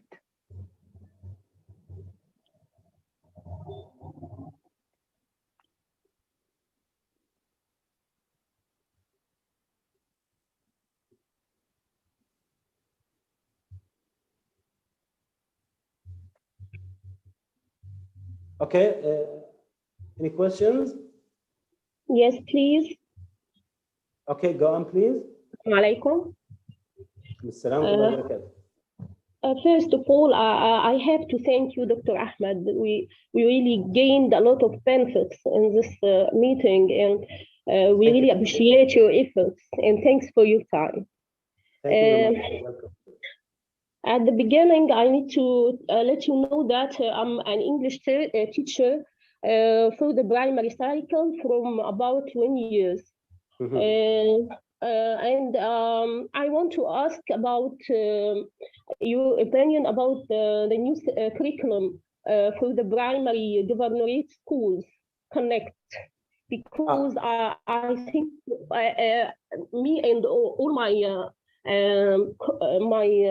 friends and all the teachers in the primary cycle are suffering from this curriculum. It's so heavy and so long. So I need your opinion. Okay, let me talk about. I know this problem is maybe all primary teachers have this problem. Okay, because they got used to teaching English from other courses, use grammar and vocabulary, and this course, the grammar is embedded. This is not clear grammar inside the course, and also the course has new modules added to each unit. The CLIL, the content. You have some some parts about science, math. Okay, now there is there is an attitude in the world to practice English through content. Okay, you are teaching students English as EFL, English as a foreign language. Students don't have a context, don't have situations to practice language. Okay, when you are teaching them only the skills inside the class, they don't feel they got something important. Okay, so but when they practice their language in context or in content like social, like science, like math, they can use their language. The information you provide to them is not important because they get this information from the science book, from the math teacher, from the social teacher. Okay, but when you are teaching this content or this part from social, science, math, you are using the language. It's just just a context you use to practice language inside the class to give their language some authenticity. Okay, because they don't have something to talk with or to talk about outside the class. Only inside your class they learn English. Okay, so when teachers avoid teaching grammar, okay, they can teach Connect well. Why? Okay, I understand it. You are trying to tell me that I don't concentrate on grammar and I don't concentrate of the information. So what I should concentrate on? Okay, now you concentrate on the first grades like grade 1 or KGs, grade 1, grade 2, and grade 3. The writing skills or the reading skills is not at the first option. That you need to concentrate on the oral skills first. Even in Arabic, when they learn Arabic, at first they don't need, because they don't have the mechanism of writing well at the beginning of their school. Okay, so at first concentrate on oral skills, listening and speaking. Let them play games inside the class, but not games related to the language. Okay, some sort of gamification of the content. After that, when they are maybe in the grade 2 or grade 3, start to concentrate on writing skills. Okay, but before that, oral skills are the most important to help them use the language. The language is not is not just vocabulary and grammar. And when you teach them vocabulary Don't give separated words. Give them sentences. If they can, if you give them some tasks to do inside, at home, you can give some sentences to write. For example, they have the word sport, okay? And don't give them the word sport separately, okay? Give them a sentence. I love some sports like football and tennis, for example, okay? So here, the word sport are related with examples. And when they say the sentence more than, for example, 2 or 3 times, okay, they can use this sentence as a model. For example, they can say, I like foods like vegetables and fruit, for example. So when you are modeling sentences for students in the lower grades, it's very important for them because you are helping them acquire the language in collocation, in chunks. You're not teaching language in chunks, not in separated words. Because as you know, the traditions of teaching English in primary school, you give words and the students write all the page. No, that's wrong. This is so. I want to talk about the length of the curriculum. They have in grade 2 and 3 6 units for a term.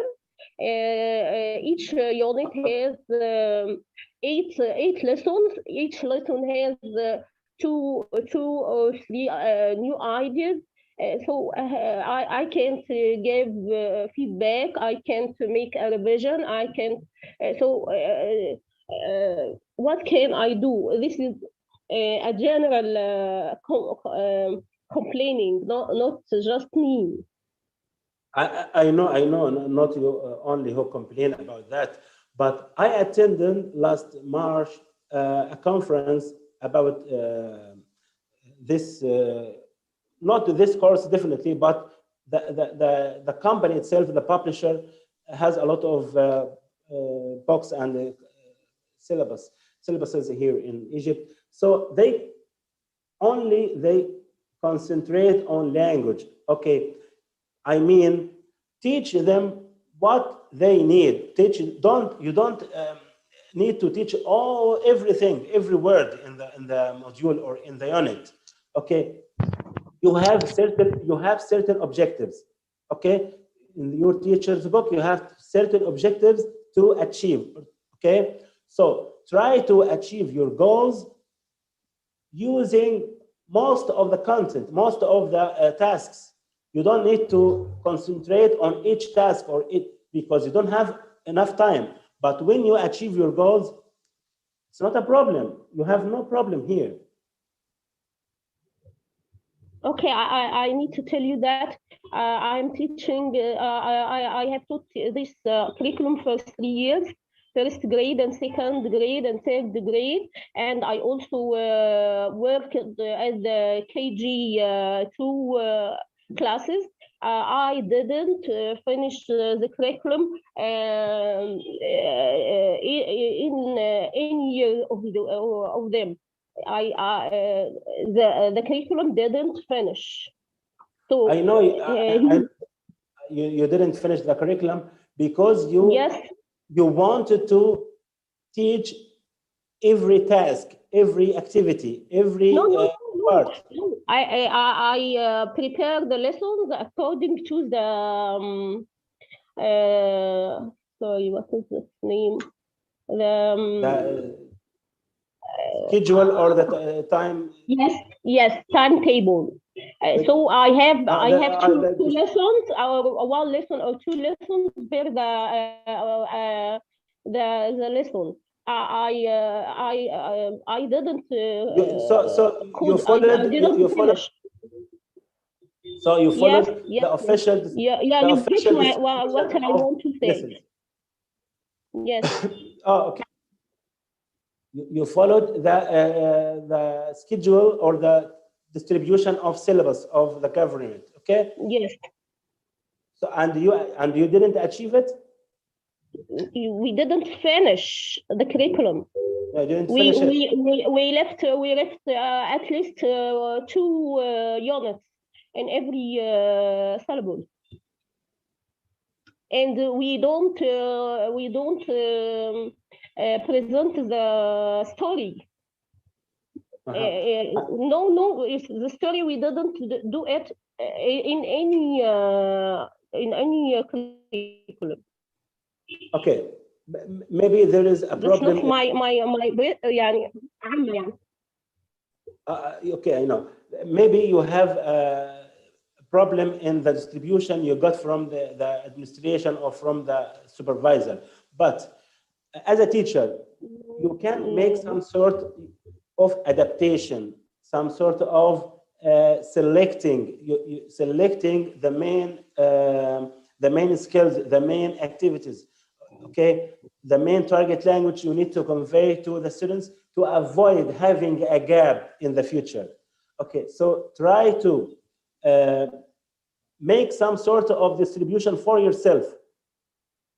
Distribute the units according to your pace, according to your teaching. Okay, so to avoid having gaps in the learners in the future. Just it. Thank you, Dr. Ahmed. I think this is a problem for teachers ever in all the places in the world. Thank you. And I'm sorry for being No. It's our problem. We all have the same problem. Thank you, Doctor. We have to end the meeting now. Because we have revision in physics after a few minutes. Thank you, Doctor. Thank you very much for inviting me for such session, and I'm very happy to help my colleagues and the teachers. صراحة كانت محاضرة جميلة يعني أنا كمان تابعت خطوة بخطوة عشان ماشية مع حضرتك في الباوربوينت. بصراحة يعطيك العافية، معلومات كتير قيمة. ربنا يبارك في عمرك يا دكتور. وبس يعني بعتذر للأخوة في البداية، كان في مشكلة مش عارف، أنا أول مرة تحصل معايا إنه يحصل شير لشيء ويحصل الموقف ده يعني، لكن قدر الله ما شاء فعل، وإن شاء الله يشوفوا الفيديو كامل بقى على اليوتيوب إذا كنت حضرتك بتنزليه على اليوتيوب يعني. بالظبط، هو حاليا أصلا لايف على اليوتيوب. تمام حضرتك، تمام بإذن الله. مشكور يا دكتور، ربنا يبارك في عمرك. شكرا لك جدا، وإن شاء الله تحت أمرك في أي وقت في أي شيء بإذن الله. جزاك الله خير. أنا كمان حطيت للأساتذة لينك على الشات، الناس اللي حضرت بس تكتب كلمة للدكتور وتكتب تم، حطيته لهم مرة تانية. وفي البوستر بتاع الإعلان المحاضرة في كلمة مخفية سر، فعايزين نشوف مين اللي هيختارها. مسابقة. تمام إن شاء الله. ماشي أوكي. حضرتك بقى لو عرفتها تعتلي على الخاص. طيب بإذن الله. أنا ممكن أكون عرفتها لأن قرأت وكان في حسيت إن في حاجة كده، إن شاء الله أشوفها. ماشي يا دكتور، ربنا يبارك فيك. في ناس بتسأل على الماتيريال، هل في إتاحة إن هم يحصلوا الماتيريال أو شيء؟ ولا هو برايفت؟ والله هو أنا هنزل لهم ماتيريال متعلق بالموضوع ده، هنزل لهم الفريم ورك كله اللي هو فيه كل واحد يقدر يشوفه ويقدر يقيم نفسه من خلال المعايير دي. فحضرتك هم إذا يعني ما اعرفش ابعتها من خلال حضرتك او انا ابعت لك الرابط وهم يحملوا، حضرتك تنزلي لي. حضرتك ابعت لي الرابط ان شاء الله واحنا في تواصل ما بيننا. هيبقى في حضرتك الاوبزرفيشن فورم، وهيبقى في الفريم ورك كله عشان كل واحد يحدد هو مستواه فين، يا ترى هو فاونديشن ولا ديفلوبينج ولا بروفيشنال ولا اكسبيرت، بيحدد مستواه. وكمان من خلال TNA اللي هو بعتنا لهم الرابط بتاعه. شكرا لكم وتحت. شكرا يا دكتور. احنا صراحة في أكاديمية ارتقاء بنتشرف إن احنا نجيب ناس دايما تساعدنا على الارتقاء، يعني هو هدفنا الارتقاء بنفسنا وبالآخرين. حاضر يا مستر أحمد، إن شاء الله بنفس الوقت. شكرا يا دكتور، شكرا لحضوركم. السلام عليكم ورحمة الله وبركاته. وعليكم السلام ورحمة الله وبركاته. مع السلامة.